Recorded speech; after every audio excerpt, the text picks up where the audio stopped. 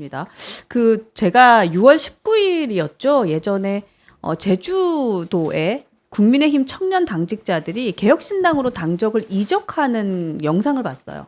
그때 허나 대표께서 제주도까지 네. 직접 가셨더라고요. 근데 그때 청년들한테 이런 얘기를 물어봤어요. 더 나은 정치 참여, 자유를 찾아서 나는 이적했다. 이런 인터뷰를 하더라고요. 그래서 국민의힘에서는 지금 말씀하신 것처럼 청년 정치인들의 좀 정치 참여 활동이 좀 제한적이다라는 평가를 지금 하셨고, 제주도에서도 그런 얘기가 좀 나와졌는데, 그렇다면 그 당에 몸담고 계신 분의 입장에서 어떤 것이 개선이 되면 국민의힘의 청년분들이 조금 더 정치의 자유를 찾아서 이적하지 않아도 될지 어때요? 어떤 생각이 드세요? 사실 아까 이제 대변인님께서 그렇게 말씀하셨잖아요. 네. 스타트업이라고 개혁신당은 저도 대기업 출신인데 대기업에서 스타트업으로 이게 특히 대기업에서는 조금 이제 직원이시다가 스타트업 리더십 레벨로 넘어가시는 경우가 많아요. 그렇죠. 네. 그래서 저는 사실 어떻게 보면 좀 흔한 일이지 않나. 그리고 사실 작은 조직일수록 책임과 이런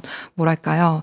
좀 그런 할 수 있는 업무의 범위가 넓어지다 보니까 그걸 실제로 지금 경험하고 계시고 네. 그렇다 보니까 기회를 찾아서 넘어가는 일은 굉장히 흔한 일이고 그럴 수 있다. 응원할 만한 일일 수도 있다라고 생각을 해요.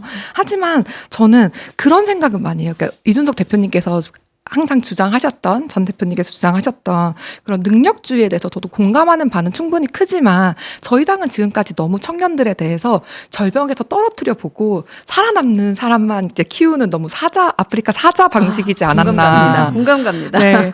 근데 그래도 사실 이제 절벽에는 그래도 좀 올려주시는 분이 또 얼마나 있었을까라는 생각도 좀 들고 네. 절벽에서 모두가 살아남을 수 없다면 언덕에도 좀 올려주셔야 되지 않았을까 그런 생각도 들었고 사실 요즘은 삼성 같은 데서도 대기업 내부에서 스타트업을 따로 많이 키우는 경우도 있어요. 그렇죠. 네. 그래서 저희 당에서도 이제 청년 조직을 스타트업처럼 따로 키우려는 그런 시도를 여러 차례 했던 걸로 알고 있긴 하거든요. 근데 지금 저희 당 대표님께서 굉장히 좀 청년 조직을 이렇게 으쌰으쌰 해보시려는 의지가 굉장히 강하다 보니까 한동훈 대표께서 청년 정치인에 대한 중요성이 굉장히 강하신 것 같아요. 네. 근데 여전히 조금 시혜적인 측면은 저는 조금 있다고 보기 때문에 그분들에게 더 많은 책임과 더 많은 권한을 넘기시는 그런 게 내년에 이 시스템이 이제 구축될 때까지 꼭 생겼으면 좋겠다라는 개인적인 바람은 가지고 있습니다. 좋습니다. 그러니까 사실 정당 안에서 정치 활동을 계속 하고 있었고 또 정치인들의 그 정당 활동을 계속 봐왔던 두 분이시기 때문에 이런 이야기들이 굉장히 현실감 있게 다가오는 것 같습니다. 제가 끝으로 한 가지 질문씩만 드리고 이제 인사를 하고 마무리하고 싶은데요. 그러니까 저희 뉴스엔진은 매주 금요일 이제 청년분들에게 열려 있는 공간이거든요. 그래서 청년분들이 뭐 국민의힘도 좋고요, 개혁신당도 좋고요. 누군가에게 한 말씀을 하실 수 있었으면 좋겠어요. 그러니까 뭐 특정 의원이셔도 좋고요. 특정 정당이어도 좋습니다. 그리고 뭐 이런 것도 좋아요. 저 어떤 분 좀 나오셨으면 좋겠어요. 이런 거 좀 물어봤으면 좋겠어요. 뭐 이런 출연에 대한 직접적인 이제 뭐라 그럴까요? 좀 호출을 좀 해주셔도 좋을 것 같습니다. 이번에는 우리 이제 대변인부터. 저가 어떤 정당이라기보단 기성정당이라고 표현을 하겠습니다. 기존 기성정당. 거대 양당에서 네. 어떤 청년들을 신경 쓴다라고는 말씀을 많이 하셨지만 실제로 제가 보기에는 정말 마치 그냥 구색 맞추기 위해서 병풍화 시키는 경우밖에 저는 없었다라고 생각을 하거든요. 네. 그리고 그 병풍화 시키는 그 자리마저조차도 결국에는 정말 어떤 청년을 대변할 수 있는 사람들을 뽑기보다는 자기들의 입맛 맞고 자기들 말 잘 듣는 친구들 채워놓는 경우밖에 안 됐다라고 생각을 해요. 그러니까 이런 마치 청년 그래 너희들도 정치권 참여해야 되니까 우리가 한 자리 줄게 이런 시혜적인 태도를 버리시고 정말 너희가 참여하고 싶다면 우리와 함께 경쟁해 대신 우리가 그 길은 언제든 열어둘게. 전 이게 필요하다라고 생각을 합니다. 그러니까 거기에 또 도전을 많이 하실 수 있어야 되고요. 네. 또 정치를 꿈꾸시는 젊은 분들이 계신다면 안타깝게도 기성정당이나 이런 데에서 그런 시스템이 많이 부족한 것이 있고 또 반대로 저희야 이런 길은 열려 있습니다만은 그걸 지원해 줄 수 있는 인프라가 부족한 게 또 사실입니다. 아무래도 지금은 스스로 뭔가 역량을 키우시는 것이 가장 저는 빠른 길이라고 생각을 해요.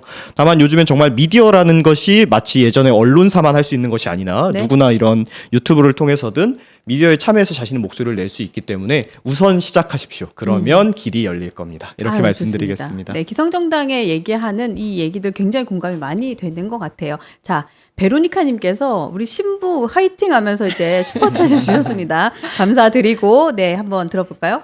일단 응원 먼저 감사드리겠습니다. 아는 사람 같은데. 네. 저는 사실 이 지금 가장 가까운 선거가 보궐선거를 제외하고는 저희 그 지방선거지 않습니까? 네. 그래서 저희 당이 이번에 청년 정치인들이 지방선거에 많이 나가셨었고 또 좋은 성과를 거두신 분들도 많은 걸로 알고 있어요. 네. 그리고 이제 시간이 좀 지났다 보니까 본인의 성과를 실제로 가지고 계신 분들도 좀 있다고 생각해요. 지난주에 김세종 의원님 나오셔가지고 네. 본인의 동대문 구청장님. 네, 네. 맞습니다. 어떤 일을 하셨었는지 실제로 많이 보여주셨고 또 거기에 대해서 청년이 이걸 바라보면 이렇게 달라질 수 있구나라는 걸 보여주셨다고 생각하기 때문에 네. 저희가 좀 더 젊은 지방의원 분들도 많이 모셔보면은 좋지 않을까. 왜냐하면 또 이렇게 지금 많이 지적되는 문제가 이렇게 지방 정치랑 중앙 정치랑 너무 괴리가 크다는 점이거든요. 저희는 정말 그게 안 섞여요. 물과 기름처럼. 아, 그래요. 네. 근데 그거를 많이 좀 이렇게 블렌딩 해줄 수 있는 거 이런 매체의 큰 역할이지 않을까라고 네. 생각을 했고요. 뉴스 엔진이 가보겠습니다. 부탁드립니다. 그리고 사실 이 부분은 좀 조심스러운 부분이긴 한데 저희 지금 청년 최고위원이신 진종호 의원님께서 네. 그 만 44세에서 만 45세를 넘어가시는 딱 그 네. 나이세요. 그러다 보니까 저희가 느낄 때 저희 30대인 저희도 20대와 저희의 이런 생각이 좀 다르다고 느끼는데 네. 이제 진종호 최고위원님께서 저희의 이런 이야기를 얼마나 공감하실지 사실 청년들은 굉장히 궁금할 것 같거든요. 그래서 저희가 분류하는 실제로 청년이신지는 조금 모르겠지만 그래도 이제 청년 최고위원님께서 청년이가 되고 나서 바로 청년이 아닌 나이가 됐어요. 네, 저는 그렇게 알고 그게 있습니다. 정확하죠? 네. 네. 네, 그렇다 보니까 사실 더 많이 저희가 소통을 하고 그다음에 좀 더 그 청년을 직접 대변할 수 있는 분들과 스킨십을 더 많이 보여주셔야 된다고 저는 생각을 하거든요. 그래서 그런 푸시를 좀 드릴 겸 이런 데서 한번 모셔놓고 말씀을 들어보면 어떨까 싶습니다. 굉장히 조근조근히 공선이 푸시하셨어요. 제가 한 건 아니니까 손에 짚고. 아이, 뭐 하셔도 되죠. 그러니까 사실은 그 굉장히 정확한 말씀이죠. 그때도 좀 이슈가 됐었는데 청년 최고위의 후보로 나오셨지만 당선되고 바로 청년이 아닌 나이인데 이게 맞느냐라는 지적은 있었습니다. 팩트 전달했고요.